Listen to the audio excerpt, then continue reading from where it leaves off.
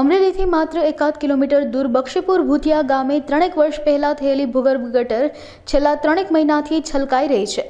ગામની શેરીઓમાં ગટરના પાણી ઉભરાતા લોકોને ભારે હાલાકી ભોગવવાનો વારો આવ્યો છે। દુર્ગંધના કારણે રહીશો ત્રાહિમામ પોકારી ઉઠ્યા છે તેમજ રોગચાળાની ભીતિ સર્જાઈ રહી હોવાના સ્થાનિકો દ્વારા આક્ષેપો કરાયા છે। ત્યારે બક્ષીપુરના સરપંચ સાથે વાત કરતા તેઓએ જણાવ્યું હતું કે ગ્રામ પંચાયત દ્વારા અવારનવાર રજૂઆતો કરી છે પરંતુ તંત્ર દ્વારા યોગ્ય પગલાં ન લેવામાં આવ્યા હોવાના આક્ષેપો કરાયા છે।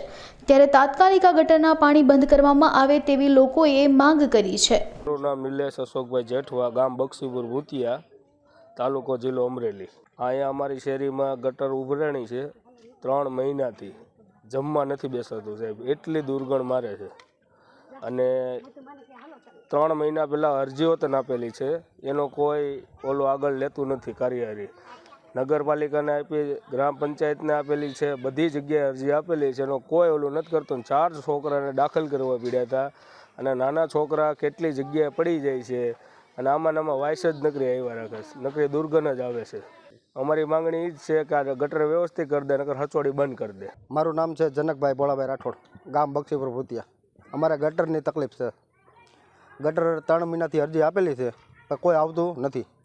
ધારાસભ્ય કામ દેતા કે નથી મંત્રી જવાબ દેતા કે નથી સરપંચ કોઈ જવાબ દેતા। આ 3 મહિનાથી ઉભરાણી છે ગટર, એનો કોઈ નિકાલ થતો નથી। અને છોકરાઓ ડેન્ગ્યુ, મેલેરિયા 2 મહિનાથી દાખલ કરેલા છે પણ આની કોઈ જવાબ દેતા નથી।